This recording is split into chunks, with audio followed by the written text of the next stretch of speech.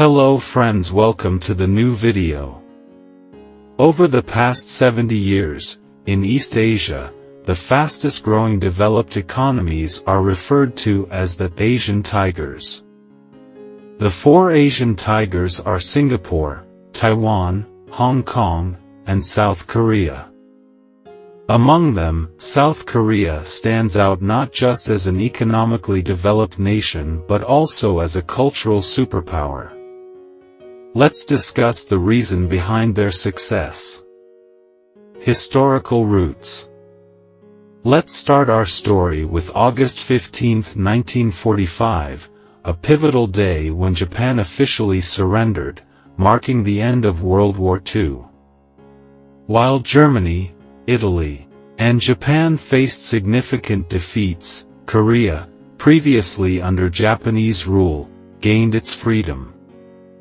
This is why August 15th is known as National Liberation Day in both North and South Korea. Back then, North and South Korea were not separate entities but one unified country, Korea. The division occurred after World War II when the Soviet Union and the United States agreed to split Korea into two parts. Southern Korea, under U.S. command, and Northern Korea, under Soviet command. The plan was to put North and South Korea under trusteeship for a period of 5 years to assess Korea's progress and determine their future. The ultimate plan was to reunite Korea as an independent nation after 5 years. Unfortunately, it didn't happen. Tensions escalated between the United States and the Soviet Union, marking the beginning of the Cold War.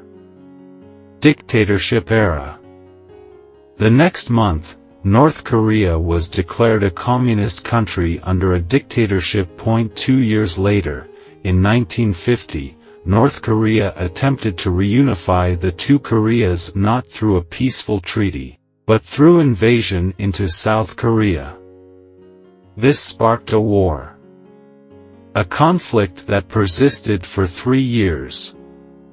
The Korean War, consequently, South Korea became one of the poorest nations in the world. The country was so poor at the time that its GDP per capita fell below that of present-day Somalia and Haiti, both among the world's poorest nations today. This dire poverty takes a toll on democracy, leading South Korean President Ri Syngman to adopt an authoritarian stance.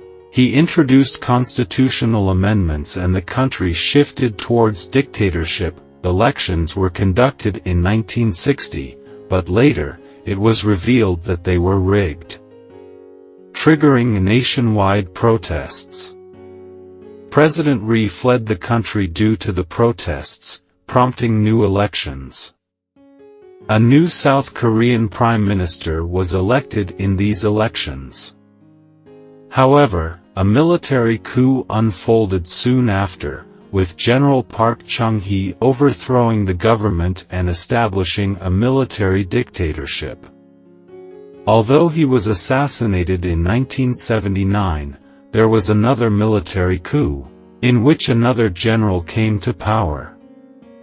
It was only in 1987–88 that a revival of democracy took place in South Korea. Cultural Revolution.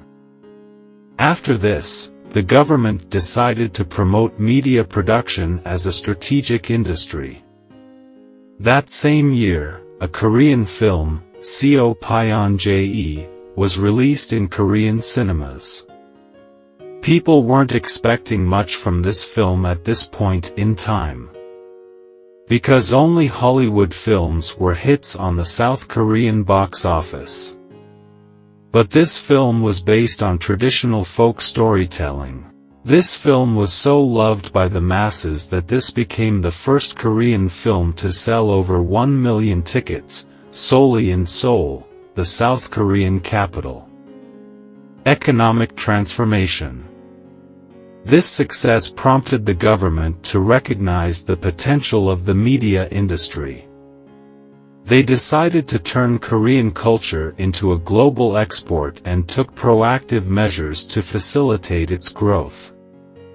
To understand this focus on exports, it's essential to consider the Korean economy. Between 1962 and 1989, the nominal GDP per capita of South Korea increased 50-fold, from $104 in 1962 to $5,438 in 1989. General Park nationalized numerous private banks across the country. Due to the dictatorship, Park controlled almost everything, overseeing aspects such as interest rates, tax benefits, foreign exchange allocation, and import-export licenses. Park controlled everything. General Park used his control to promote the chaebols, which is a Korean term for large family businesses. Infrastructure development. Secondly, infrastructure development with the construction of multi-million-dollar concert auditoriums. Culture industry departments were formed in universities nationwide, and noribangs popped up all over the country. Noribangs are basically karaoke bars where people can enjoy singing and drinking. Milestones like Gangnam Style and Squid Game.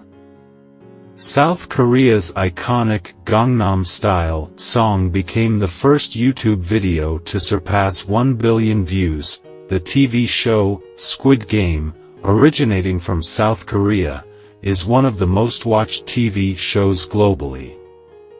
Even YouTube sensation MrBeast's most popular video is about Squid Game. Also, South Korean bands like BTS and Blackpink are achieving international fame, and K-dramas are becoming more and more popular. South Korean movies such as Oldboy and Parasite receive acclaim and prestigious awards globally. Notably, Parasite made history as the first non-English film to win an Oscar for Best Film.